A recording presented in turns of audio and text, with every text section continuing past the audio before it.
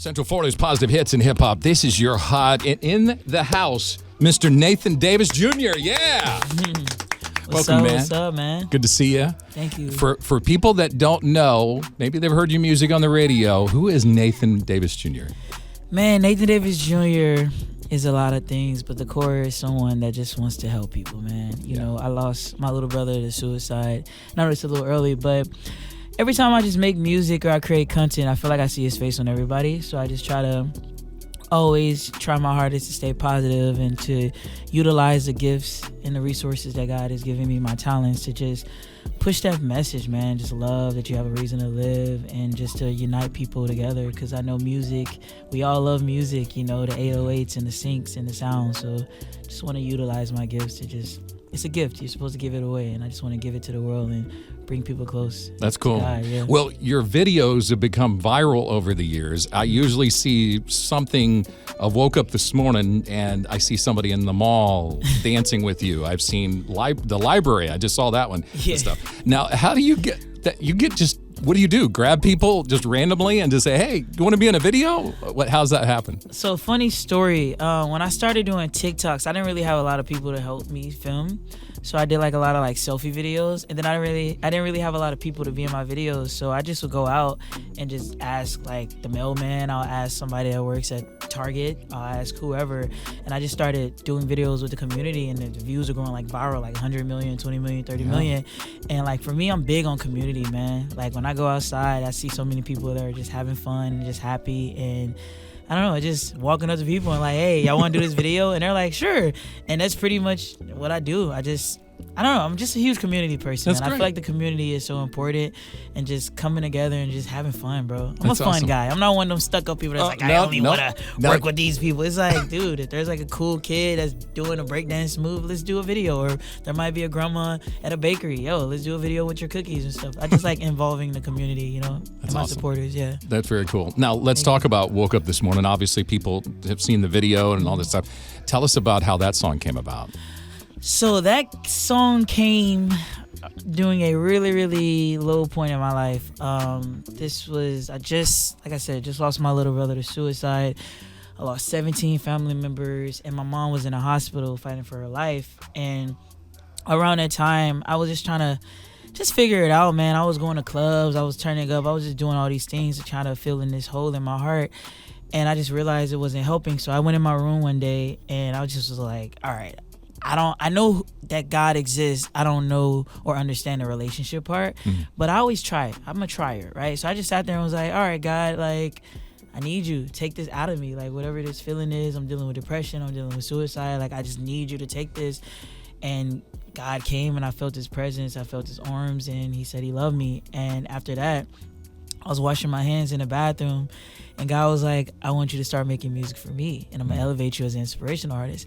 And I was like, but hold on, I got this crazy R&B album that I just did. This is about to be crazy. Yeah. But I just was like, you know, I can't deny your voice. I heard it. It's as clear as mine. And I just was like, all right, cool. And I just let go of my R&B, secular stuff.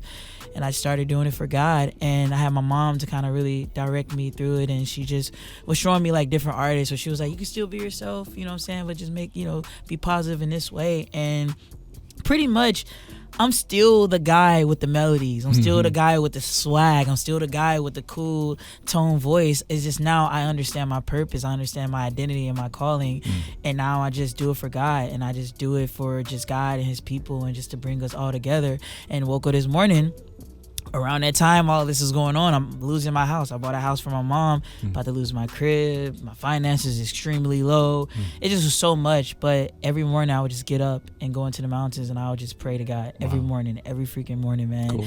And I just came back, and we just wrote this song, Trusting in God. And that was actually one of the first song that I did in that batch. And God was like, don't worry about the views, I got you. And I was like, but I'm an influencer, I gotta worry about the views. It's all about the algorithm and the views. But I just was like, all right, I'm trusting in you, Lord. And I put it in his hands. It's just like my favorite scripture when Jesus was asking the disciples for the fish and the bread, and they were like, but we don't have enough. And he was like, just put it in my hands. And they put it in his hands, and he multiplied it, and he was able to feed 4,000 and 5,000 people. So it's just in that moment, it was like, you know what? I don't know what I'm doing, but I know that you told me to do this, so I'm gonna put it in your hands. And I put it in his hands, and I kid you not, Tim. When I put that song out, I didn't put no money in marketing. I didn't pay for any of that. I didn't really promote the Spotify link. I put it out, 2 million views on a video, my first inspirational record. And I think right now it has over 20 million streams, Grammy nominated, Billboard Top 10, peaked at number 3. Shout out to Trendsetter for inviting me for Rolling Loud. Now we're doing festivals. But yeah, God has just truly elevated it. And every day he's always just wowing me because he's just showing me like, I told you I got you. So yeah. That's awesome. So, and you came from mainstream music. And now you're doing Christian music, which is so cool. So God, you're one of those testimonies that we keep hearing about. Where God just turned 180 degrees. Facts. And when he tells you to do something, he gonna grab you at his time. And trust me, because he grabbed me. And that's just the beauty of God. It's like, I'm really, really grateful and thankful for the forgiveness that he has for me, because I'm a person that I feel like I don't deserve any of this stuff. And you know, I just look at God, we're like, you chose me. Like, I'm the guy that, as a kid, you know what I'm saying, you gave me a calling, and I just completely was like, I'm going to just do me. I'm going to prove myself to the way I want to prove. I want to get validated through girls and all these materialistic things. And then just him just giving me another chance at life, waking me up every morning and just using me more and more is just a huge blessing. So I just like, I feel like as long as I'm breathing, my promise to God, my thing I ask God for is just make sure my last breath is Jesus.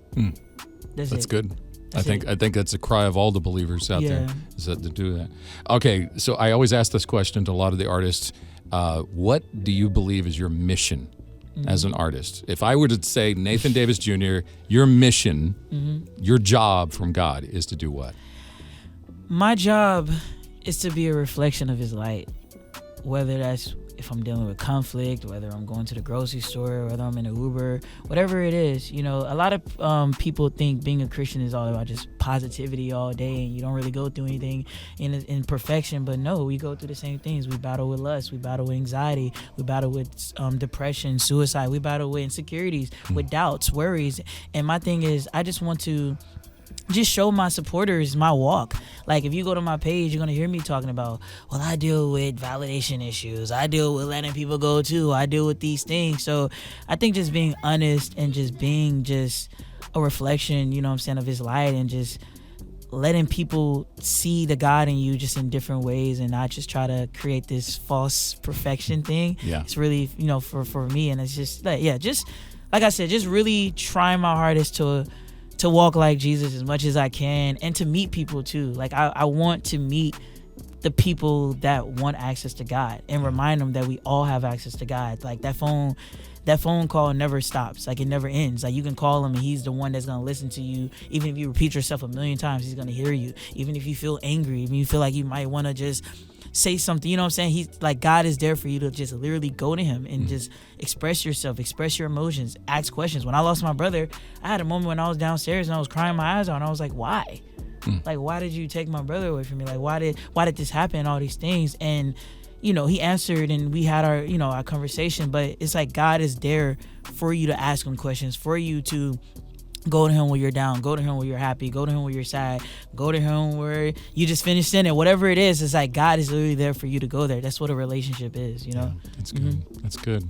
Well, we appreciate you. Love you to death, man. You're awesome. We appreciate and pray for you always and for whatever you do. So when you see Nathan Davis Jr., maybe up on the screen on a video thing, would you just pray for him? Pray for him as an artist, that he makes an impact, that he has a good representation. I think that's a heart prayer for all of us and stuff. So we're just huge fans of you, obviously, here at Hot. Before you go, socials, obviously, people might know how to get in contact, but just in case, how do they get in contact with you? Instagram, all that stuff? So you guys can add me everywhere: Instagram, TikTok, Facebook, pretty much everything, YouTube, and Nathan Davis Jr. NDJ. Those are my initials, because a lot of people think I'm saying Nathan Davis Jr. and I'm a DJ, but no, it's Nathan Davis Jr., the letter N, DJ, and that's everywhere. And yeah, come roll with me, y'all, and let's have fun. Yeah, man. Awesome. Thank you, man. Appreciate you.